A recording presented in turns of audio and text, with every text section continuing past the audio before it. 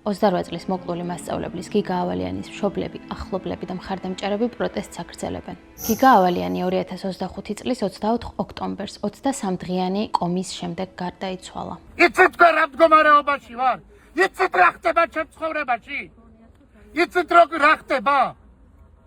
თუ დავიძინებ კოშმარები მესიზმრება, გაღვიძების მაშინია რომ ამ უბედურებაში უბრუნდები. იცით რა დღეში ვარ?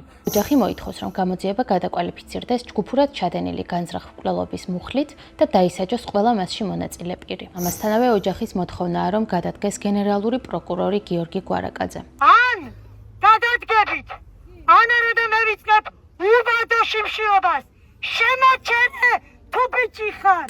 საინტერესოა, რას გვეუბნება გამოძიება. გამოძიების თანახმად 28 წლის გიგა ავალიანი თებქის დასახლებაში იმყოფებოდა, როდესაც მას 17 წლის მოზარდი თავს დაესხა და ფიზიკურად გაუსწორდა. მასთან ერთად ასევე იმყოფებოდა 16 წლის მოზარდი, რომელმაც ეს ყველაფერი ტელეფონით გადაიღო. შემდეგ კი ერთად ადგილიდან მიიმალნენ. სასტიკად ნაცემი გიგა ავალიანი დაახლოებით ღამის 11 საათისთვის იქვე მცხოვრებმა ბავშვებმა უგუნო მდგომარეობაში იპოვეს. წაიყვანეს საავადმყოფოში.